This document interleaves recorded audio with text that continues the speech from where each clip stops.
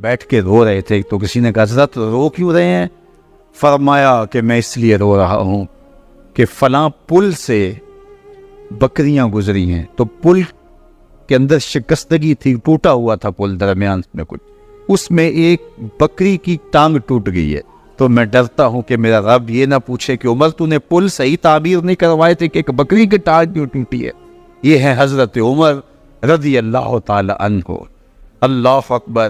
تو اللہ تعالیٰ جل شانہ نے حضرت سیدنا عمر بن خطاب رضی اللہ تعالیٰ عنہ سے جو کام لیا، مختصر دور خلافت کے اندر 10 سال 6 ماہ 4 دن آپ نے خلافت فرمائی ہے، لیکن کہاں سے چلے اور یہاں مکران تک، بلوچستان کا حصہ ہے، یہاں تک آپ کی سلطنت کی حدود وسیع۔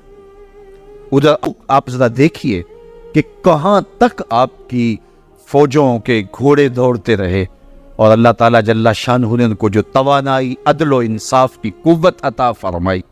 اللہ اکبر۔ جب زمین پہ عدل کیا ہو تو زمین بھی حکم مانتی ہے، اور حضرت عمر وہ تھے جن کا حکم ہوائیں بھی مانتی تھی، زمین بھی مانتی تھی، جن کا حکم جو ہے وہ آگ بھی تسلیم کرتی تھی اور دریا بھی ان کا حکم مانا کرتے تھے۔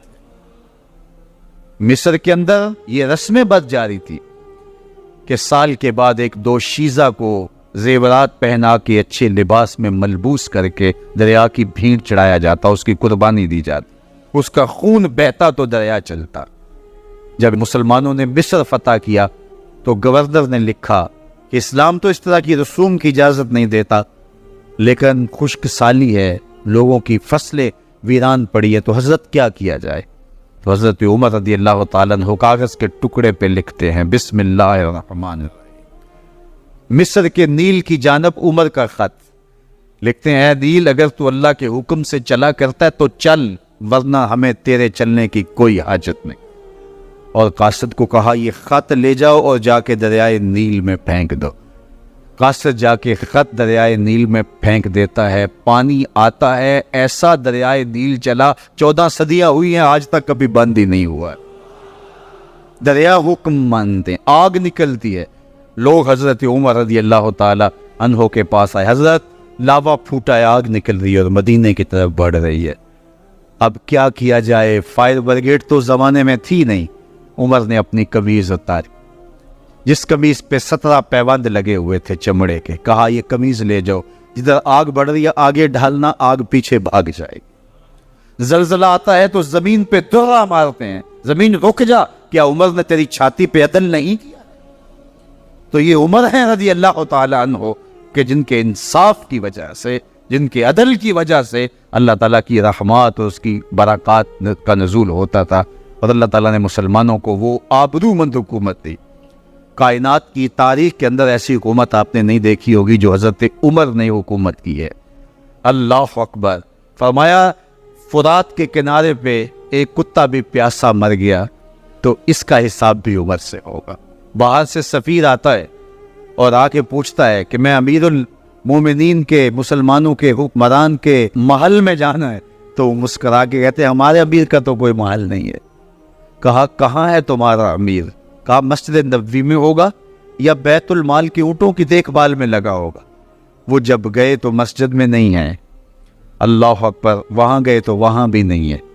پھر کیا دیکھتے ہیں کہ عمر رضی اللہ تعالی عنہ جنت البقیع کے پاس ایک درخت کے نیچے اینٹ کا سرانہ رکھ کے سوئے ہوئے، تو اس نے کہا عمر تو نے عدل کیا ہے، تجھے کچی اینٹ پہ بھی نیند آ گئی، ہمارے حکمرانوں نے انصاف نہیں کیا، اور وہ بند اور محفوظ کمروں کے اندر بھی سکون اور چین کی نیند نہیں سو سکتے۔ حضرت سیدنا عمر رضی اللہ تعالیٰ عنہ نے اس طرح ان امور سلطنت نبھائے۔ آپ دن کو لوگوں کی دیکھ بھالی کرتے، لوگوں کی ضروریات سنتے سمجھتے، اور جب رات پڑتی لوگ سو جاتے، عمر مدینے کی گلیوں میں پہرا دیتے۔ کائنات نے کوئی ایسا بھی حکمران دیکھا ہوگا؟ اللہ اکبر۔ وہ مجاہد جو مختلف محاذات پہ گئے ہوئے ہوتے، ان کے گھروں کی دیکھ بھالی کرتے، ان کی ضروریات کا خیال رکھتے، ان کی آبرو کا پہرا دیتے۔ راتوں کی تنہائیوں کے اندر حضرت عمر اٹھتے اور جا کے گشت کرتے، چکر لگاتے، دیکھتے کوئی آنکھ پر نم نہ ہو، مفلسی کا کسی گھر میں ماتم نہ ہو۔ حضرت عمر رضی اللہ تعالیٰ عنہ جب ایمان لائے تو آپ نے ایک ایک کافر کے گھر کے دروازے پہ کھڑے ہو کے کہا کہ تم کمزوروں کو مارتے تھے، میں تمہیں بتانے آیا ہوں میں محمد عربی کا نوکر بن گیا ہوں۔ بلکہ آپ نے اعلان کیا جس نے اپنی بیوی کو، بیوہ اور بچوں کو یتیم کروانا ہو اور اپنے ماں باپ کی کمر کو جھکانا ہو وہ عمر کے مقابلے میں آئے۔ اللہ اکبر۔ زنیرہ نامی ایک خاتون تھی، بہت کمزور، راوی کہتا ہے کہ اس کی ہڈیوں میں گودا نہیں تھا، عشق رسول تھا، اور اس کا ظالم آقا اس کو مارتا ہے، اور جب مار مار کے تھک جاتا ہے ادھر سے عمر آ رہے ہیں، یہ اسلام لانے کے پہلے کی کہانی ہے، ادھر سے عمر آ رہے ہیں، تو اس نے کہا عمر تم جوان آدمی ہو تو یہ چھوڑتی نہیں ہے اپنے نبی کا نام، ذرا تم آؤ۔ عمر کوڑا پکڑ لیتے اسے مارتے ہیں، مارتے مارتے تھک جاتے ہیں تو پانی پینے لگتے ہیں، تو کہتے ہیں مجھے تیرے پہ ترس نہیں آیا لیکن میں ذرا پانی پینے لگا ہوں، اور پھر گلے کے اندر ڈال کر کے کوڑا اور اس کی رسی کو بل دیتے ہیں اور اس کی آنکھیں باہر نکل آتی ہیں، اور کہتے ہیں بلا اپنے نبی کو جو تیری آنکھوں کی بینائی واپس کرے۔ اللہ اکبر۔ تو اس نے آسمان کی طرف منہ کر کے کہا مالک میں کبھی بھی آنکھوں کی بینائی نہ مانگتی، لیکن اب تیرے نبی کی عزت کا سوال ہے۔ آنکھوں کی بینائی واپس ہو جاتی ہے۔ زنیرہ کو بڑا مارا، آج عمر گلیوں میں آنکھوں میں آنسو ہیں اور عجیب دل بے تاب ہے، اور کہتے ہیں آؤ بھائی میں حضور کا غلام بن گیا ہوں، تمہیں بتانے آیا ہوں۔ زنیرہ نے موڑ کاٹا تو آگے عمر یہ آواز دے رہے تھے۔ زنیرہ ایک کونے پہ کھڑے ہو کے رو کے کہتی عمر تم تو بڑے اس دن جوش و غضب میں تھے اور تم مارتے ہوئے تھکتے نہیں تھے۔ تو عمر نے کہا زنیرہ اس دن میں نے دیکھا نہیں تھا، اب میں محمد عربی کو دیکھ آیا ہوں۔ جنہ ویکھیا نہیں ہو کرن گلاں، جنہ ویکھیا نہیں ہو کرن گلاں، جنہ ویکھیا ہو تے بول دے نہیں، جڑے محرم راز حقیقت دے اور راز حقیقت کھول دے نہیں۔ تو حضرت عمر رضی اللہ تعالیٰ عنہ ایمان لائے۔ حضرت عبداللہ ابن مسعود رضی اللہ تعالیٰ عنہ فرماتے ہیں کہ حضرت عمر کا ایمان لانا مسلمانوں کے لیے عزت کا سبب تھا، ان کا ہجرت کرنا مسلمانوں کی نصرت تھی، اور ان کی خلافت مسلمانوں کے لیے رحمت تھی۔ حضرت عمر رضی اللہ تعالی عنہ وہ ہیں کہ میرے حضور نے فرمایا لوگوں جب نیک لوگوں کا ذکر کرو تو میرے عمر کا تذکرہ ضرور کیا کرو۔ میرا عمر وہ ہے کہ جب وہ ایک سمت سے آ رہا ہو، ایک گلی اور بازار سے آ رہا ہو تو شیطان بھی آ رہا ہو، عمر کو دیکھ کے راستہ تبدیل کر دیتا ہے۔ حضرت عمر رضی اللہ تعالی عنہ کی طبیعت کے اندر جو جاہ و جلال تھا، طبیعت کے اندر جو سختی تھی، وہ اسلام کے اندر آ کر بھی قائم رہی، اور آپ نے وہی سختی، وہی جاہ و جلال جو پہلے مسلمانوں کے خلاف تھا، اب کفار کے خلاف، منافقین کے خلاف حضرت عمر کی طبیعت کے اندر وہ جوش و خروش بدستور موجود ہے۔ لیکن جس دن آپ خلیفہ بنے تو اس دن آپ نے ممبر پہ چڑھ کے جو خطبہ دیا اس میں کہا لوگوں میں سخت اس لیے تھا کہ رسول اللہ نرم تھے، پھر میں سخت اس لیے تھا کہ حضرت ابوبکر صدیق نرم تھے، اب میں تخت خلافت پہ بیٹھا ہوں، اب میری سختی جو ہے وہ نرمی میں تبدیل ہو گئی، صرف فاسقوں، فاجروں اور باغیوں کے لیے میں سخت ہوں، باقی تمہارے لیے نرم۔ سب سے کم جو تنخواہ بیت المال سے اگر کسی وجود نے لی ہے تو وہ حضرت عمر رضی اللہ تعالیٰ عنہ نے لی ہے، صرف 2 جوڑے لیتے تھے سال میں، اور راوی کہتا ہے کہ میں نے دیکھا ہے کہ اس میں بھی 17 پیوند لگے ہوتے تھے۔ حضرت عمر رضی اللہ تعالیٰ عنہ کا طرز زندگی، آپ کا انداز معاشرت اور آپ کا انداز خلافت، ہر لمحہ آپ کی زندگی کا اٹھا کے دیکھیے کتنی مرتبہ قرآن حضرت عمر کی رائے کے مطابق نازل ہوا ہے۔ اللہ تعالیٰ جل شانہ نے ان کو صاحب الہام بنایا تھا، ہر امت میں کوئی صاحب الہام، اور آقا کریم نے انہیں اپنا وزیر قرار دیا، فرمایا میرے 2 وزیر آسمانوں میں ہیں، 2 وزیر زمینوں میں ہیں، آسمانوں کے وزیر جبرائیل اور میکائیل ہیں، اور زمین کے وزیر ابو بکر اور عمر رضی اللہ تعالی عنہما۔ سارے کافر اکٹھے ہو کے آگے تھے، حضور کے گھر کا گھیرا ڈال لیا تھا کہ آج چھوڑیں گے نہیں، لیکن حضور ان کے سروں میں خاک ڈالتے گزر گئے۔ حفاظت اللہ نے اپنے محبوب کی ہے، بلکہ حضرت علی المرتضیٰ کو بستر پہ لٹایا، علی میرے بستر پہ سو جاؤ، امانتیں دے کے تم بھی صبح آ جانا۔ حضرت علی بھی سو گئے. حضور کی حفاظت تو ہے ہی ہے, حضرت علی بھی سو گئے. جب صبح اٹھے تو انہوں نے دیکھا یہ تو علی المرتضیٰ ہے. اللہ اکبر, بڑے پریشان ہوئے کہ حضور کدھر گئے. اچھا, کسی نے حضرت علی سے پوچھا کہ تمہیں کیسے نیند آ گئی؟ ننگی تلواریں لیے وہ گھر کے ارد گرد تھے اور آپ چادر اوڑے سوئے تھے حضور کے مغالطے میں, وہ آپ کو بھی تو نقصان پہنچا سکتے تھے. تو حضرت علی نے کہا, حضور نے کہا تھا علی میرے بستر پہ سو جاؤ, صبح اٹھنا, امانتیں دینا اور مدینے آ جانا. مجھے یقین تھا سوؤں گا بھی, صبح اٹھوں گا بھی, امانتیں بھی دوں گا, مدینہ بھی پہنچوں گا. اس لیے کہ حضور نے فرمایا ہے. جب حضور نے فرما دیا ہے تو پھر ہو کے رہے گا. جب حضور ہجرت کرتے ہوئے جا رہے تھے نا, 100 سرخ اونٹ حضور کی گرفتاری کے لیے نام رکھا ہوا تھا. سراقہ بن مالک یہ حضور کو گرفتار کرنے کے لیے آگے بڑھا اور اس کی لالچ یہ تھی کہ اتنا بڑا انعام ہے, مجھے مل جائے گا. لیکن اس کی سواری گھٹنوں تک دنس جاتی ہے, معذرت کرتا ہے, پھر ارادہ بدلتا ہے, پھر یہی ہوتا ہے. تیسری مرتبہ بھی جب ایسا ہوا تو سمجھ گیا کہ یہ تو میرے بس کا روگ نہیں ہے.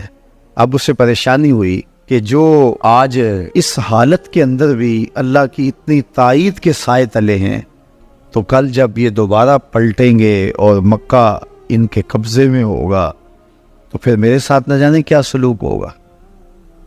تو کہا کہ حضور مجھے امان لکھ دیجئے. تو حضور نے کیا فرمایا, سراقہ تو مجھے گرفتار کرنا چاہ رہا ہے, میں تیرے ہاتھ میں کسرا کے کنگن دیکھ رہا, میں تیرے ہاتھ میں کسرا کے, اس وقت کی سپر طاقت تھی کسرا, تو فرمایا میں تیرے ہاتھوں میں کسرا کے کنگن دیکھ رہا. تو حضور سے انہوں نے باقاعدہ امان لکھوا لی. اللہ اکبر. حضرت عمر کا زمانہ ہے, ایک جنگ میں حضرت سراقہ بن مالک بھی تھے, تو کافر قلعہ بند ہو گئے اور یہ جب ان کے اوپر حملہ آور ہوتے ہیں تو وہ اندر سے پتھر پھینکتے ہیں, فصیل عبور نہیں کی جاتی. تو سراقہ بن مالک کہنے لگے کہ مجھے آپ منجنیق میں ڈال کر کے ان کے قلعے کے اندر پھینک دو اور میں اندر سے جا کے دروازہ کھول دوں گا, تو پھر تم آ جانا. تو لوگوں نے کہا سراقہ کیا بول رہے ہو, وہ بڑی غلیل کی طرح منجنیق ہوتی ہے. کہا اس میں ڈال کے تجھے پھینکیں گے, جب تو گرے گا تیری ہڈیاں باقی نہیں بچیں گی, پھر وہ تلواریں لیے کھڑے ہیں, تجھے زندہ چھوڑیں گے. تو حضرت سراقہ نے کہا مجھے کچھ نہیں ہوگا, اس لیے کہ حضور نے کہا تھا تیرے ہاتھوں میں کسرا کے کنگن دیکھ رہا ہوں. ابھی تک کنگن نہیں آئے, جب تک کنگن نہیں آتے موت آ ہی نہیں سکتی. یہ یقین تھا, یہ اذعان تھا ان کا. تو حضور کی حفاظت اللہ نے اپنے ذمہ کرم پہ لی ہے. سوال یہ ہے کہ باقی بھی اللہ کے سچے نبی ہیں, ان کی حفاظت اللہ نے اپنے ذمہ کرم پہ کیوں نہیں لی, اور حضور کی حفاظت اپنے ذمہ کرم پہ کیوں لی؟ باقی بھی کتابیں اللہ کی سچی منزل من اللہ کتابیں ہیں, ان میں تحریف راپ آ گئی, لیکن قرآن مجید کی حفاظت اللہ نے اپنے ذمہ کرم پہ لی. کیوں؟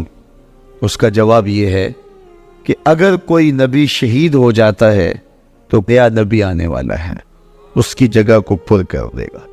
اگر کسی کتاب میں تحریف راپ آ جاتی ہے تو کوئی بات نہیں, نئی کتاب نازل ہونے والی ہے. حضور کی حفاظت اس لیے کی کہ اگر حضور بھی شہید کر دیے جاتے ہیں تو پھر حضور کے بعد تو کوئی نبی آنے والا نہیں ہے. اور کتاب اللہ کے اندر اگر تحریف کر دی جاتی ہے فَبِأَيِّ حَدِيثٍ بَعْدَهُ يُؤْمِنُونَ, تو قرآن کے بعد تو کوئی اور نسخہ نور نازل ہی نہیں ہونے والا, تو لوگ ہدایت, روشنی اور اجالا کہاں سے لیں گے؟ اس لیے اس کتاب کو بھی باقی رکھا گیا اور مصطفیٰ کی بھی حفاظت فرمائی. حضور کے آنے کے بعد اتمام دین ہو گیا. انا خاتم النبیین لا نبی بعدی, میں آخری نبی ہوں, میرے بعد کوئی نبی نہیں ہوگا. اور میں نے عرض کیا 100 آیات قرآنیہ, 210 احادیث اور صحابہ, تابعین, ائمہ اور بزرگوں کے ہزارہ اقوال اس میں موجود ہے. حضرت عبداللہ بن شداد کہتے ہیں کہ میں حضور علیہ الصلوۃ والسلام کے پیچھے نماز میں تھا، سجدہ اتنا طویل ہو گیا کہ ہمیں لگا کہ امر الہی آ گیا ہے، اللہ کا حکم آ گیا ہے، اور حکم الہی کی وجہ سے حضور کا وصال ہو گیا ہے، یا پھر یوں ہوا ہے کہ کوئی وحی کا نزول ہو رہا ہے۔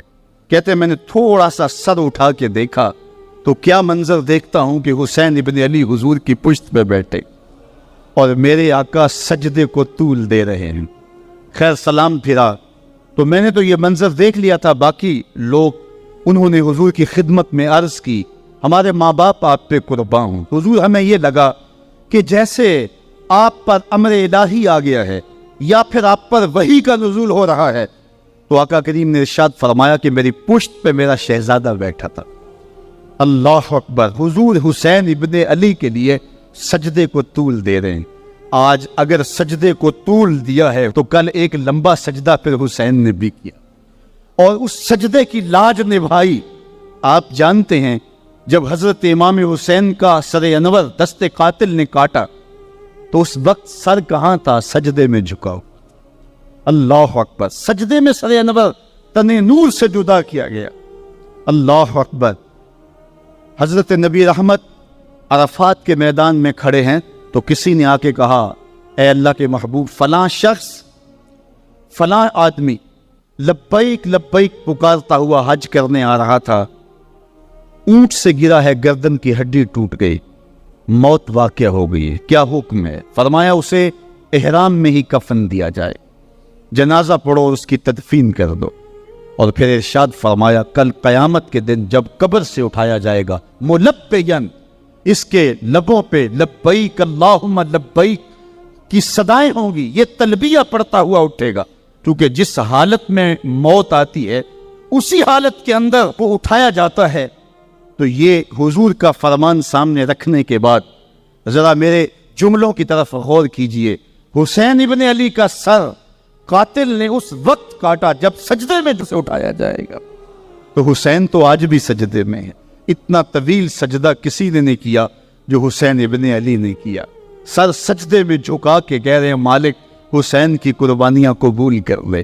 آپ کو وہ منظر بھی یاد ہوگا جب فرشتوں نے کہا تھا مالک حضرت انسان کو اپنا خلیفہ بنا رہے، تیری تسبیح تو ہم بولتے ہیں، سجدے تو ہم کرتے ہیں، قیام و رکوع تو ہم کرتے ہیں، اور یہ انسان تو دھینگا مشتی شر اور فساد کرے گا، تو حضرت انسان کو اپنا نائب بنا رہا ہے۔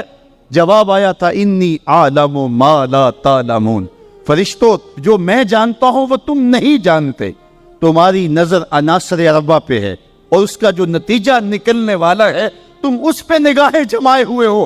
آگ، ہوا، مٹی، پانی، ان چاروں کا مجموعہ فساد نہیں کرے گا تو اور کیا ہوگا، شر نہیں کرے گا تو اور کیا ہوگا، لیکن تمہیں یہ نہیں پتا کہ اگر اس عناصر اربعہ میں محمد عربی کا لعاب مل جائے تو پھر حسین بنتا ہے، اور تم کہتے ہیں سجدے ہم کریں گے، رکوع ہم کریں گے۔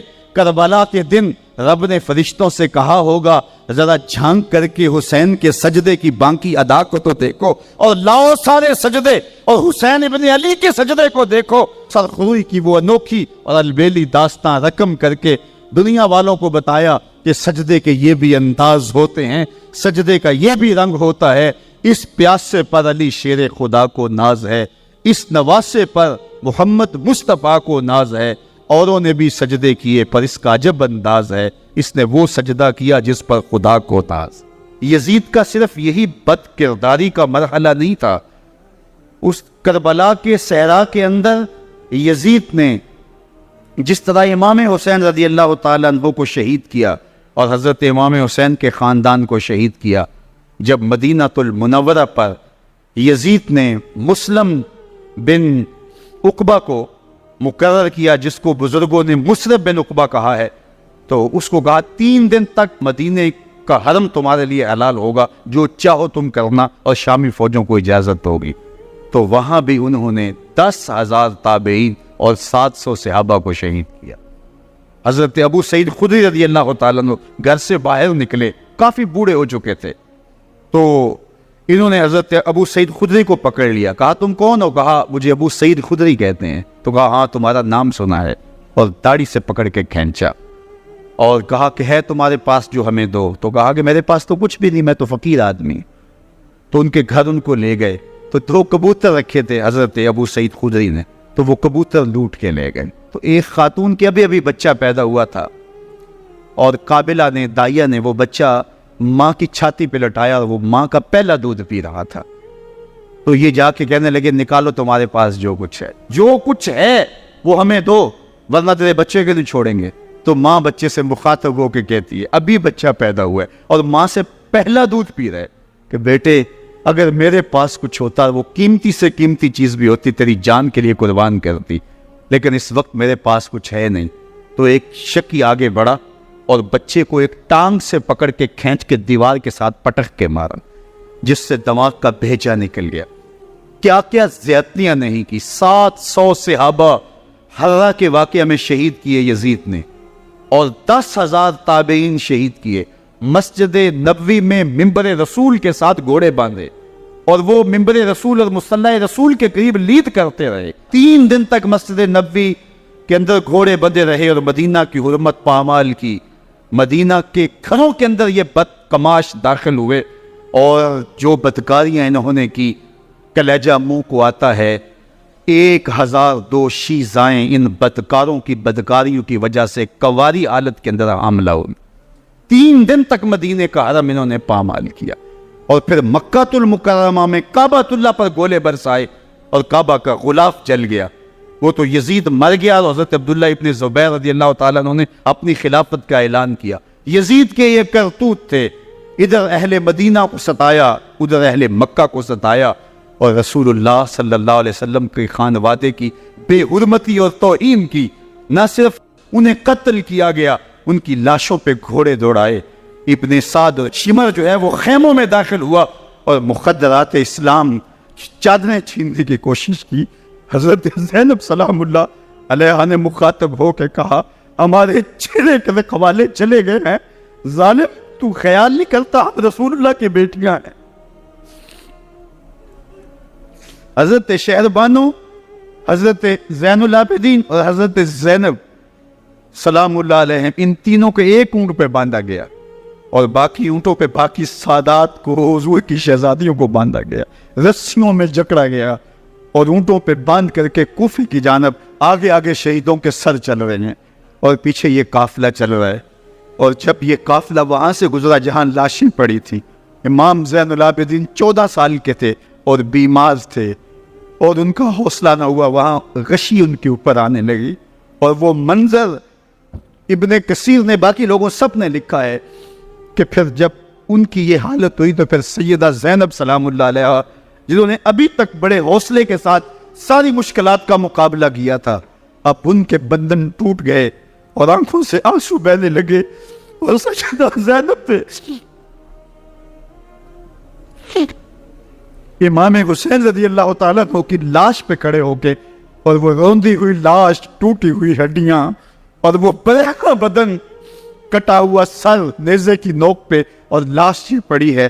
تو حضرت سیدہ زینب نے مدینے کی طرف منہ کر کے جو ہے وہ حضور سے فریاد کی، یا رسول اللہ، اے پیارے آقا، یا جداؤ، اے ہمارے نانا محترم، یہ دیکھیے آپ کا حسین پڑا ہوا ہے، بدن سے کپڑے اتار لیے گئے، خاک ہوائیں اڑا رہی ہیں، اور اس کے اوپر چادر جو ہے وہ مٹی کی پڑ گئی ہے، یا محمد آہو۔ اور آگے فرمایا، حضور آپ کی اولاد کاٹ دی گئی، اور پھر کہا بناتوں کا سوایا، حضور دیکھیے آپ کی بیٹیوں کے ہاتھ باندھ دیے گئے ہیں، اونٹوں پہ کس دیا گیا ہے، سر شہیدہ آگے آگے چل رہے ہیں۔ راستے کے اندر ایک جگہ آئی اور ان کو اتارا گیا، رات کا موقع تھا، ایک خاتون آئی اور اس نے کوئی کھانا پیش کیا ان کو، اور کہا کہ میں کسی زمانے میں حضرت سیدہ فاطمہ تو زہرا کی نوکری کیا کرتی تھی، ان کی لونڈی تھی، ان کی کنیز تھی، اور آج مجھے پتہ چلا کہ آپ لوگ گزر رہے ہیں، تو میں نے کہا کہ میں اپنی مخدومہ کے خاندان کی خدمت کروں۔ اور پھر اس نے کہا کہ اس وقت سیدہ کی گود میں ایک 6-7 ماہ کی بچی تھی جس کو زینب کہا کرتے تھے۔ تو سیدہ زینب نے کہا کہ اماں اگر پہچانتی ہو تو وہ بدنصیب سے۔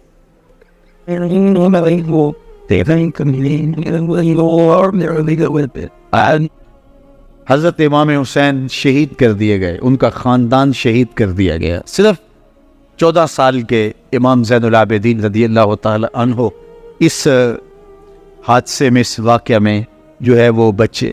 اور سب سے زیادہ دکھ اپنی آنکھوں سے بھی دیکھا، اور دمشق کا دربار یزید بھی دیکھا، اور پھر یہاں سے مدینے پہنچ کر اہل مدینہ سے جو سامنا ہوا امام زین العابدین نے وہ لمحے بھی دیکھے. کہتے ہیں اس واقعہ کربلا کے بعد حضرت امام زین العابدین کبھی ہنسے نہیں تھے. جب بھی پانی پینے لگتے تو رو پڑتے، انہیں شاید سکینہ کی پیاس یاد آ جاتی. امام زین العابدین کا رنگ زرد ہو جاتا جب کربلا کی یاد آتی، اور بسا اوقات شہر سے وحشت ہونے لگتی اور دور باہر نکل جاتے اور جا کر کے وہاں خیمہ گاڑ لیتے اور مہینہ مہینہ وہاں ذکر و فکر اور عبادت میں لگے رہتے. امام زین العابدین کے ہاتھوں میں ہتھکڑیاں، پاؤں میں زنجیریں، اور اونٹ پہ باندھ کر کے جب حضرت امام زین العابدین کو شہیدوں کی لاشوں کے قریب سے گزارا گیا تو غشی پہ غشی طاری ہو رہی تھی امام زین العابدین پہ. اور وہ گھڑیاں بھی امام زین العابدین پر کتنی دردناک تھیں کہ جب شہزادیاں اونٹوں کے ساتھ باندھی گئی تھی اور امام زین العابدین اپنے بابا کا سر اپنے سامنے چلتا ہوا دیکھتے تھے. اور یہ دردناک لمحے کہ جب رات کی گھڑی آئی تو زینب سلام اللہ علیہ نے دیکھا کہ زین العابدین کے آنسو نہیں تھمتے اور ان کو غشی پہ غشی آتی ہے، تو وہ آگے بڑھ کے ان کو اپنی آغوش میں سمیٹتی ہیں اور کہا زین العابدین کیا ہوا؟ کہا کہ پھپھو جان اگر ہو سکے تو بابا کا سر کچھ دیر کے لیے میری گود میں نہیں آ سکتا ہے. وہ وقت بھی امام زین العابدین پہ آتا جب زخم اور درد اور دکھ حد سے تجاوز کرتے ہیں تو زین العابدین مدینہ کی طرف منہ کر لیتے ہیں اور حضور کی بارگاہ میں ہوا کے ہاتھوں پیغام بھیجتے ہیں. ان دل تیاری الصبا یومن الى ارض الحرمی بلغ سلامی روزتن فیہا النبی المحترمی یا رحمتا للعالمین ادرک لزین العابدی محبوس عید الظالمی فی الموکب والمزدہم. امام زین العابدین نے یہ سارا دردناک منظر اپنی آنکھوں سے دیکھا اور یہ سارے دکھ سہے. امام زہری کہتے ہیں کہ ولید کے زمانے میں دوبارہ امام زین العابدین کو پکڑ لیا گیا اور ان کے ہاتھوں میں دوبارہ ہتھکڑیاں اور پاؤں میں بیڑیاں ڈال دی گئیں. میں ملنے گیا تو جو ہی امام کے ہاتھوں میں ہتھکڑیاں دیکھی تو میرا دل ڈولنے لگا اور میری آواز گلے میں دب گئی اور آنسو تھے کہ تھمتے نہیں تھے. تو امام زین العابدین نے مجھے دیکھا تو مجھے تسلی دیتے ہوئے کہا زہری کیا ہوا تمہیں؟ تو میں نے کہا حضرت کربلا میں تھوڑے دکھ دیکھے تھے اور اب یہ حالت مجھ سے دیکھی نہیں جا رہی. تو امام زین العابدین نے ان زنجیروں کو اور ان ہتھکڑیوں کو جن سے آپ جکڑے گئے تھے جھٹکا دیا، لوہے کی زنجیریں ٹوٹ گئیں. کہا زہری ہم اللہ کی تقدیر پہ راضی ہے ورنہ یہ زنجیریں کیا ہوتی.